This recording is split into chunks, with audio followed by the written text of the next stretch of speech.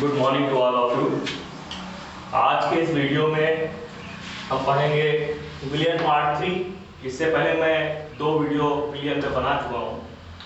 अब आज के वीडियो में मेरा टॉपिक है अर्धपारगम्य झिल्ली, परासरण, परासरण के प्रकार, परासरण दाब और विसरण। ये 5 चीजों के बारे में हम पढ़ेंगे विस्तार से। तो पहला जो टॉपिक है वो है अर्धपारगम्य झिल्ली।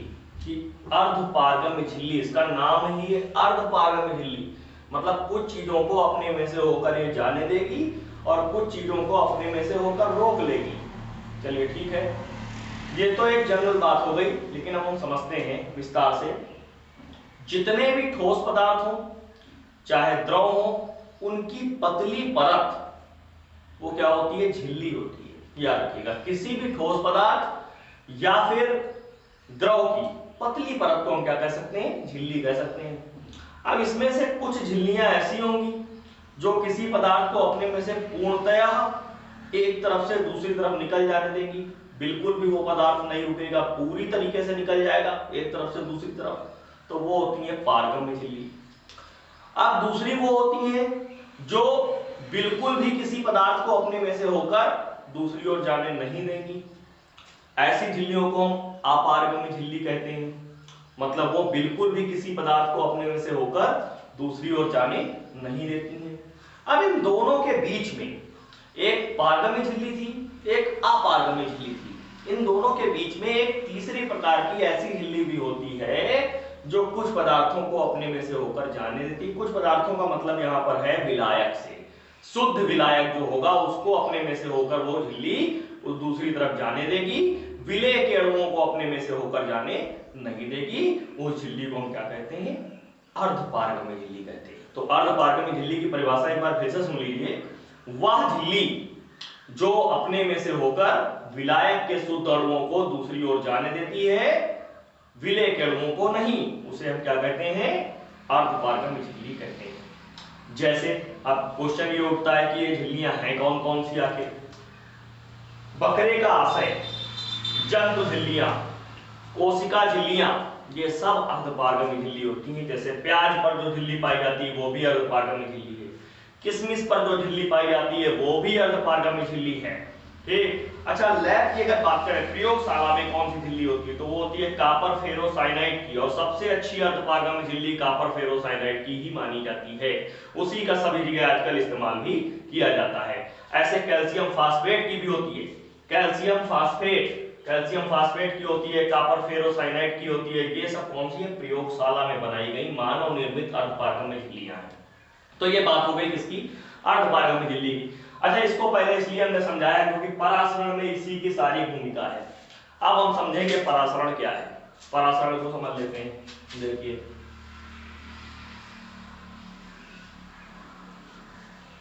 ये यहां पर एक पात्र हमने लिया है, इस पात्र में बीच में ये हमने क्या लगा दी? अर्धपारगम्य झिल्ली लगा दे रहे हैं।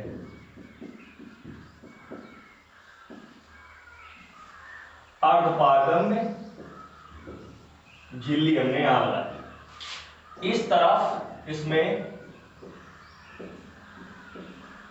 ये हमने जो भर दिया है ये हमारा है शुद्ध विलायक,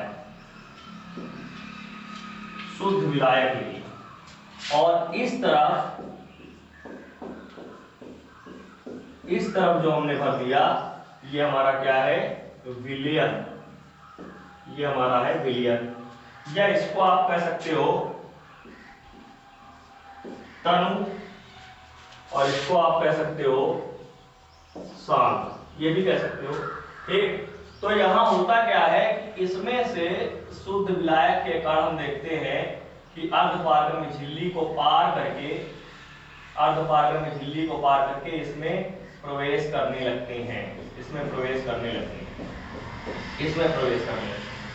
तो आप देखिए यहाँ क्या हो रहा है कि हमने एक अर्धपारगम्य झिल्ली के द्वारा शुद्ध विलायक को विलयन से पृथक किया था। सबसे पहली हमको जो थ्योरी लिखनी होगी वो हम यही लिखेंगे कि जब हम अर्धपारगम्य झिल्ली के द्वारा शुद्ध विलायक को विलयन से पृथक करते हैं, शुद्ध विलायक को विलयन से पृथक करते हैं, या तनु विलयन को सांद्र विलयन से पृथक करते हैं, तो हम देखते हैं कि शुद्ध विलायक के कण अर्धपारगम्य झिल्ली को पार करके विलयन में प्रवेश करने लगते हैं। ये थ्योरी लिखेंगे। तो यह क्रिया क्या कहलाती है? परासरण। यह क्रिया क्या कहलाती है? परासरण। मतलब परासरण क्रिया वह है जिसमें शुद्ध विलायक के कण अर्धपारगम्य झिल्ली को पार करके विलयन में प्रवेश करने लगते हैं। या हम कह सकते हैं कि परासरण क्रिया वह है जिसमें तन विलयन के कण सांद्र विलयन की ओर अर्धपारगम्य झिल्ली को पार करके प्रवेश करने लगते हैं। इसे हम क्या कहते हैं? परासरण कहते हैं। तो परासरण में अर्धपारगम्य झिल्ली का होना अनिवार्य है।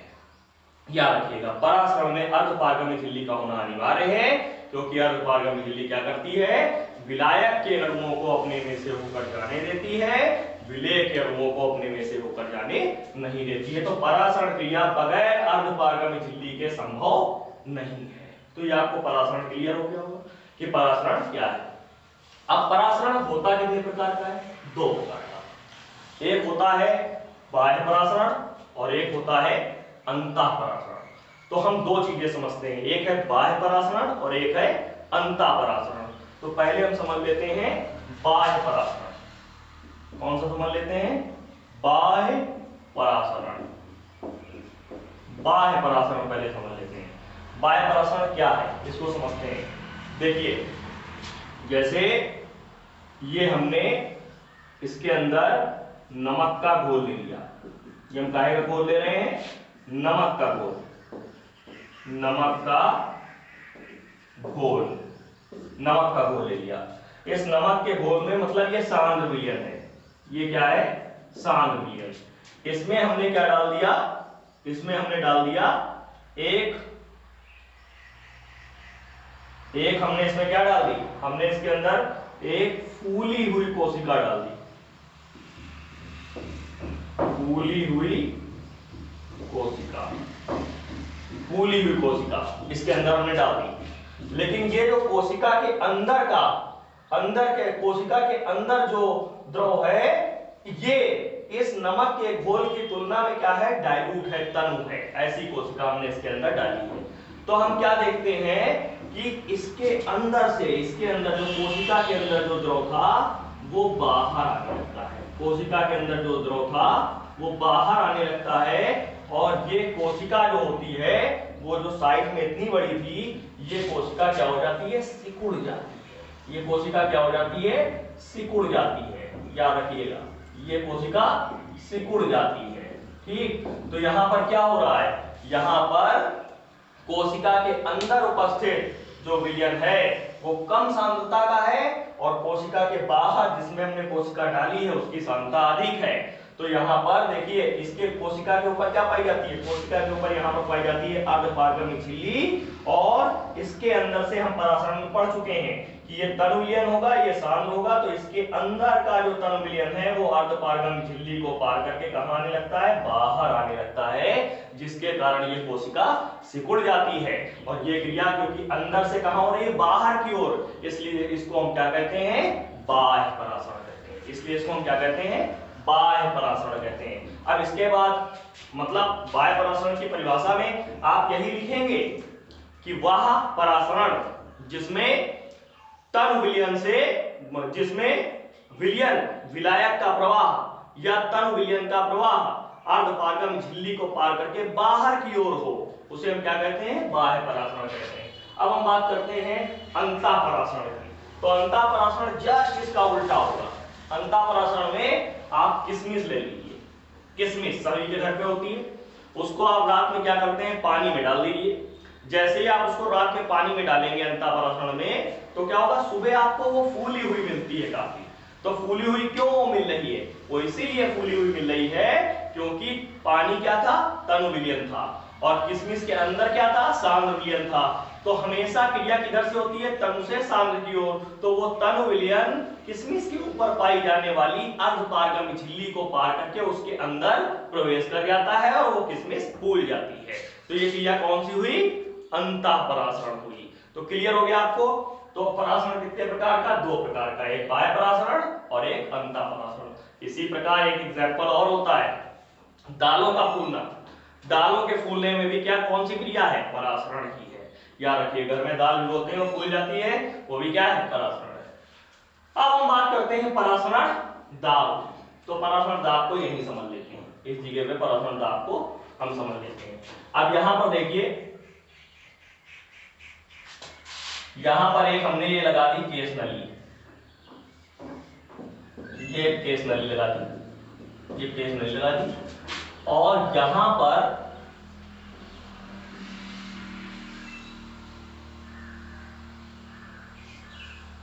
ये विलियन दाब लगाने के लिए, विलियन पर दाब लगाने के लिए।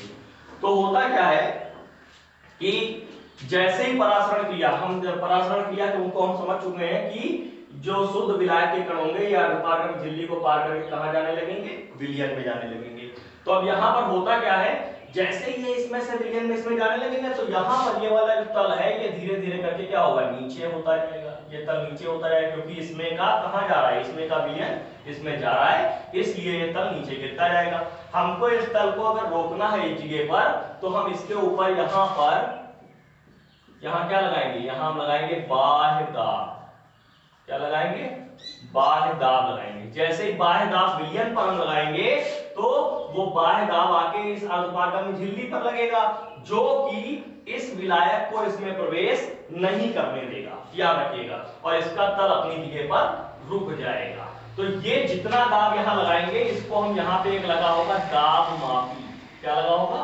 दाब मापी लगा होगा, दाब मापी। उस दाब मापी में पढ़ लेंगे, वही इसका क्या होगा? परासरण दाब होगा। मतलब परासरण दाब की परिभाषा क्या होगी, उसको हम कैसे कह सकते हैं? काहे पर लगा रहे हैं? विलियन पर। क्या लगा रहे हैं? अतिरिक्त बाह्य दाब परासरण क्रिया को रोकने के लिए। तो परिभाषा समझिएगा, परासरण क्रिया को रोकने के लिए विलियन पर लगाया गया अतिरिक्त बाह्य दाब क्या कहलाता है? परासरण दाब कहलाता है। बिल्कुल क्लियर है डेफिनेशन यहां से एकदम। परासरण क्रिया को रोकने के लिए विलियन पर लगाया गया अतिरिक्त बाह्य दाब क्या कहलाता है? परासरण दाब कहलाता है। इसको हमेशा कहां लगाना है? विलियन पर लगाना है, क्योंकि क्रिया हमेशा किधर से होती है? शुद्ध विलायक से विलियन की ओर परासरण क्रिया होती है। इसलिए हम परासरण दाब कहां से निकालेंगे? विलियन से निकालेंगे, और उस पर क्या होगा? बाह्य दाब लगाएंगे, जिससे परासरण क्रिया रुक जाए। ठीक है, और यही परासरण क्रिया ज्ञात करने का तरीका भी होता है, इसके द्वारा ज्ञात कर सकते हैं। अब अगला हमारा क्या है? विसरण। विसरण, सबसे पहले हम गैसों के विसरण की थोड़ी सी बात कर लेते हैं। तो गैसों के विसरण में क्या होता है? एक अगरबत्ती जो कि आप इस कमरे में अगर जलाते हैं तो वो घर के दूसरे कमरों में उसकी सुगंध अपने आप फैल जाती है। क्यों? क्योंकि वो गैसीय विसरण वहां पे हो रहा है। वो अगरबत्ती की सुगंध सारी गैसों में मिक्स हो जाती है जाकर, और वो सारे कमरों में फैल जाती है। ये हुआ गैसीय विसरण। ऐसे ही विलियन में भी विसरण होता है, जैसे कि पोटेशियम परमैंगनेट। पोटेशियम परमैंगनेट लाल दवा जिसे हम कहते हैं, अगर एक फिसिल फनल की सहायता से उसको हम एक बाल्टी के अंदर या एक बोतल के अंदर, जिसमें पहले से शांत विलियन भरा हुआ है, उसमें अगर हम डाल देते हैं तो वो जाकर पहले तो नीचे उसकी पेंदी में बैठता है जाके, लेकिन कुछ देर के बाद उसका एक एक कण उस पूरे विलियन के अंदर मिक्स हो जाता है। तो ये क्रिया क्या हुई? ये हुई विलियन में विसरण। कैसे? क्योंकि यहां पर विलेय के कण किसमें मिल रहे हैं? विलायक में मिल रहे हैं। उल्टी क्रिया हो रही है। जैसे परासरण में आपने पढ़ा था केवल विलायक के कण गति करते हैं और वो जाके विलियन में प्रवेश करते हैं, लेकिन विसरण में ऐसा नहीं है। विसरण में दोनों गति करते हैं, विलेय के भी गति करते हैं और विलायक के भी गति करते हैं। मतलब वह क्रिया जिसमें विलेय और विलायक दोनों के कण आपस में गतिमान होते हैं, विलेय के कण विलायक में मिल जाते हैं, क्या कहलाती है? विसरण कहलाती है। इसके एग्जाम्पल, आप एक छोटा सा रंग का टुकड़ा लें, उसको एक जल से भरी हुई बाल्टी में डालते हैं, तो थोड़ी देर के बाद उस पूरी बाल्टी में क्या हो जाता है? रंग हो जाता है। ये क्या है? विसरण है। ऐसे ही अगरबत्ती को एक कमरे में जलाते हैं, दूसरे कमरे में उसकी सुगंध पहुंच जाती है, क्या है? विसरण है। तो इसको एक बार आप अच्छे से पूरी चीज को दोहराएंगे। अगर कोई दिक्कत होती है तो कमेंट करके आप मुझसे पूछ सकते हैं, और वरना आप मुझसे कांटेक्ट भी